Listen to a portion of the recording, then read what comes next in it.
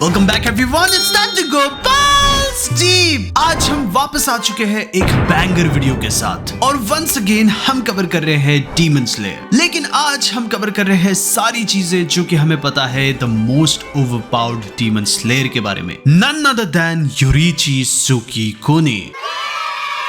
योरीची असल में Sengoku period में पैदा हुआ, लेकिन इत्तेफाक से उसके साथ असल में एक ट्विन भी पैदा हुआ जिसका नाम था मिचिकात्सु। लेकिन अनफॉर्चुनेटली इस जमाने में असल में ट्विन को एक बैड लक कहा जाता। चीजें और भी बदतर हुई जब ये चीज पता चला कि योरीची असल में एक स्ट्रेंज मार्क के साथ पैदा हुआ है। नाउ यही मार्क को हम आगे जाके डीमन स्लेयर मार्क से जानते हैं, जो कि तानशिरो और हमारे दूसरे कैरेक्टर्स के पास है। नाउ योरीची का ये मार्क उसके फादर के लिए ये इंडिकेशन बना कि योरीची को मारना चाहिए। यस, आई नो कि ये एक्सट्रीम है, लेकिन उसके डैड किसी भी चांस को लेना नहीं चाहते थे। लेकिन योरीची की मॉम ने यहाँ पे आवाज उठाया। उनके गुस्से को देख सारे लोगों को इस चीज पे एग्री होना पड़ा कि योरीची को कोई नहीं मार सकता। लेकिन एक शर्त रखा गया कि जब वो 10 साल का होगा तब से ही उसे एक मंक की लाइफ जीनी पड़ेगी। योरीची का पूरा बचपन एक डिस्क्रिमिनेशन था। योरीची को सारे बदतर कपड़े, खाने के लिए खाना और इवन दूसरे टाइप का एजुकेशन दिया जाता। योरीची के फादर को लगता था कि वो एक बैड लक है, Therefore, उसे पूरे घर, पूरे फैमिली सबसे अलग रखा जाता। ऐसी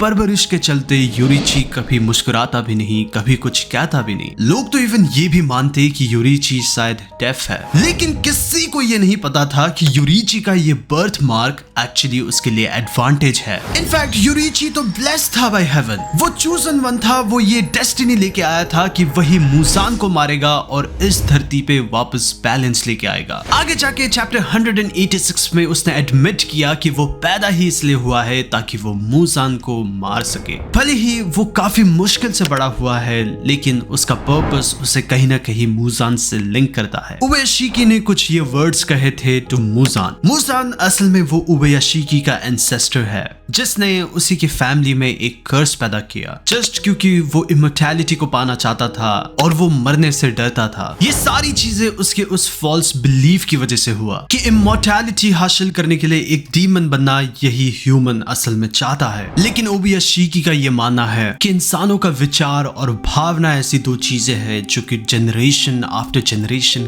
कंटिन्यू होती है, जो कि मुसान के केस में जस्ट एक खोखली चीज है। जो चीज हमें ह्यूमन बनाती है वो असल में लव ऑफ मेमोरीज और गुडनेस है जो कि हम फैलाते हैं। ये मेटाफर और ये फिलॉसफी लिटरली योरीची का कैरेक्टर रिप्रेजेंट करता है। वो असल में सेल्फलेस और एक पाक दिल का इंसान था जिसने अपने थॉट्स और अपने मेमोरीज को generation after generation pass on किया और उसकी ये सोच 100 सालों तक डीमंस को फॉलो करती रही, इवेंचुअली तानशिरो में पास ऑन करते हुए, जिसने इस चीज को एक सही जस्टिस दिया। योरीची के पास्ट में आते हुए इस मार्क ने उसे इनक्रेडिबल पावर्स दिए। उनमें से एक ये था कि वो किसी भी चीज के आर पार देख सकता, एके ट्रांसपेरेंसी। इस चीज ने योरीची को पहले से ही उसके मदर के इलनेस के बारे में बता दिया था। दैट्स द रीजन कि वो हमेशा अपनी मॉम के लेफ्ट साइड में रहता। लेकिन लोगों को ये लगता कि योरीची जस्ट एक यूजलेस बच्चा है जो कि बस अपनी मॉम के सहारे के साथ चल सकता है। इवन उसका भाई मिचिकात्सु भी उसे ही एक पिटी नजरों से देखता। दैट्स द रीजन कि कई बार वो अपने भाई को बेचारा मानते हुए देखने जाता।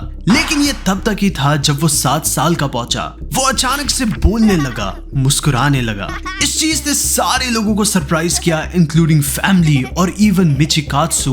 इनफैक्ट उसने अपने फ्यूचर गोल को भी कहा कि उसे दुनिया का सबसे बड़ा सामुराई बनना है क्योंकि वो अपने भाई से इंस्पायर्ड है। मिचिकात्सु ने इस चीज को सीरियसली नहीं लिया क्योंकि एट द एज ऑफ 10 उसे एक मंक बनना था। लेकिन इन अ ट्विस्ट ऑफ फेट एक स्वॉर्ड्समैन टीचर ने योरीची को एक मौका दिया जिसमें योरीची ने खुद ही उसी ट्रेनर को मल्टीपल हिट से मारा। योरीची का ब्रदर इवन उससे भी ज्यादा शौक था क्योंकि उसने अपने मास्टर को आज तक एक भी हिट नहीं मारा था इन एंटायर ट्रेनिंग। लेकिन इवन दो योरीची के पास ये नेचुरल टैलेंट था, उसने किसी को मारा ये चीज उसे अच्छा नहीं लग रहा था। उसे ये चीज फंडामेंटली अच्छा नहीं लगा कि वो किसी को मार रहा है, चोट पहुंचा रहा है। Therefore, उसने अपने इस गोल को कैंसिल कर दिया कि उसे कभी सामुराई भी बनना था। मिचिकात्सु ने अपने भाई योरीची से पूछा कि आखिर वो कैसे ट्रेनर को हिट कर पा रहा था। योरीची ने फिर उसे ये कॉन्सेप्ट एक्सप्लेन किया कि आखिर कैसे वो इस ब्रीदिंग स्टाइल की मदद से अपने ट्रेनर को मार पा रहा है। लेकिन यूरिची बीइंग द काइंड हार्टेड, उसने ये चीज कहा कि वो रादर चेस बोर्ड्स खेलेगा और अपने भाई के साथ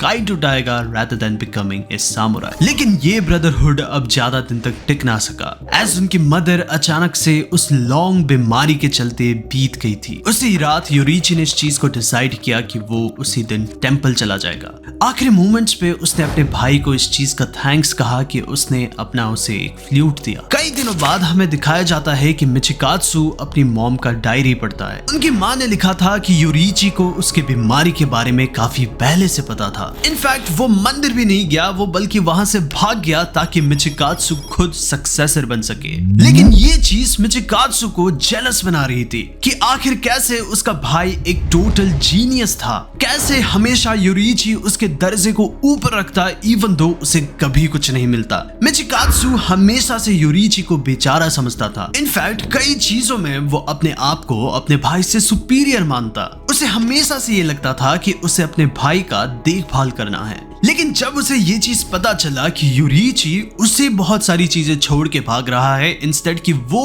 उसका ये सुपीरियरिटी कॉम्प्लेक्स अपने आप में ही चैलेंज होता है। लेकिन कमिंग बैक टू यूरिची, वो मंदिर से भागता रहता है और पूरे एक दिन के लिए भागा और तब भी हमें यह बताया जाता है कि वो बिल्कुल भी नहीं थका। वो पहाड़ों में एक लड़की से मिलता है जिसका नाम हमें यूटा बताया जाता है, जो कि उसी के एज के आसपास की है और उसका पूरा परिवार एक डिजीज के कारण मारा गया था। उन दोनों को एक फैमिली चाहिए था। Therefore, यूटा और यूरिची 10 साल तक साथ रहे। इवेंचुअली दोनों को एक दूसरे से प्यार हुआ और यूटा इवन प्रेग्नेंट भी बनी। ये काइंड ऑफ स्वीट साउंड करता है लेकिन ये डीमन स्लेयर है and in a world of demons कुछ भी सही नहीं टिकता। यूरिची का ये पीसफुल लव लाइफ अब एंड में आने वाला था। जस्ट बिफोर कि यूटा बच्चे को जन्म देती, वो एक मिडवाइफ को ढूंढने गया ताकि वो यूटा के इस बर्थ के लिए उसे हेल्प कर सके। लेकिन पहाड़ों के बीच एक बूढ़े इंसान को हेल्प करने के चक्कर में उसने काफी टाइम वेस्ट कर दिया। उसने सोचा कि वो मिडवाइफ को कल बुला लेगा, सो वो अपने घर के तरफ दौड़ा। उसने ऊटा से ये चीज प्रॉमिस किया था कि वो सनसेट से पहले घर आ जाएगा, लेकिन सूरज उसके आने से पहले ही ढल चुका था।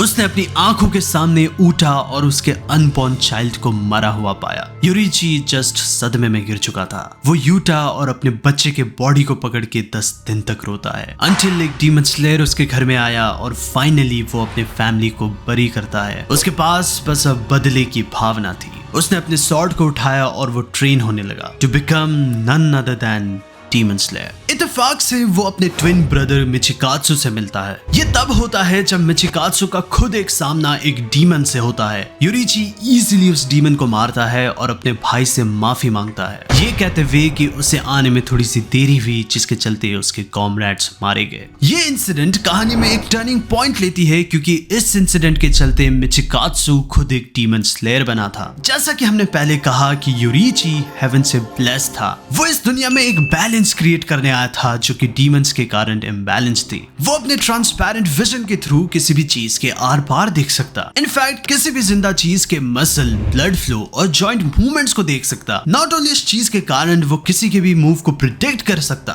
इनफैक्ट अपने बॉडी को भी अपने हिसाब से मैनिपुलेट करते हुए। यूरिची ने फिर अपने इस ट्रांसपेरेंट विजन की मदद से एक सन ब्रीदिंग को क्रिएट किया। उसने सन ब्रीदिंग को बाकी डीमन स्लेयर को भी सिखाने का ट्राई किया लेकिन ये अनसक्सेसफुल रहा। लेकिन कोई भी इसे सीख ना पाया। यूरिची ने सोचा कि शायद से सन ब्रीदिंग बाकी लोगों के लिए कुछ ज्यादा ही पावरफुल है। Therefore, उसने इस सन ब्रीदिंग को बाकी चीजों में तोड़ा। हर एक यूजर के हिसाब से उसी के लिए एक ब्रीदिंग स्टाइल बनाया गया। Water, wind, flame, stone, thunder breathing, ये सारी ब्रीदिंग यही से आई है। सारे डीमन स्लेयर जो कि इन ब्रीदिंग स्टाइल को मास्टर कर पा रहा था, लोग उन्हें हाशिरा बुलाने लगे। Therefore, हम इस चीज को कह सकते हैं कि यूरिची ने सारे ब्रीदिंग स्टाइल को बनाया और इनफैक्ट हाशिरा के इस सोल कॉन्सेप्ट को। इनफैक्ट उसका भाई मिचिकात्सु जो कि एक नॉर्मल डीमन से मर रहा था, अब वो भी एक डीमन स्लेयर बन चुका था जो कि अब कई गुना ज्यादा स्ट्रॉन्गर था। लेकिन जस्ट लाइक अदर वो अपने भाई के इस सन ब्रीदिंग को यूज नहीं कर पा रहा था। Therefore, उसने एक न्यू ब्रीदिंग इन्वेंट करी जिसका नाम उसने मून ब्रीदिंग रखा।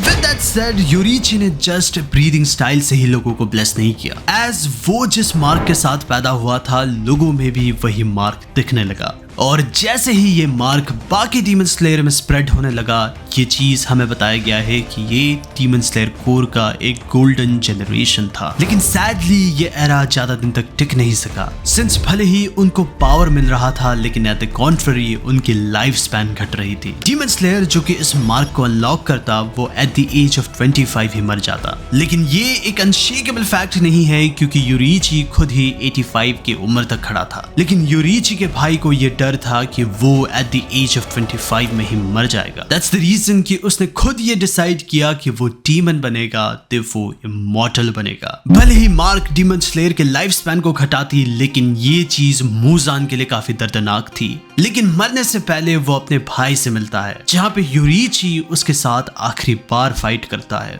अगर तुम चाहते हो कि तुम इसी स्टोरी के एक दूसरे साइड को जानो जो कि कोकोशिबो या फिर मिचिकात्सु का है, लकी फॉर यू हमने इस चीज के ऊपर पहले से ही एक वीडियो बना रखा है। मैं उसका लिंक डिस्क्रिप्शन में डाल दूंगा। नेवरदलेस वो चीज अभी स्क्रीन में पॉप अप हो रही होगी। Thanks for watching this video. I hope you watch that video. Next video तक के लिए गुड बाय।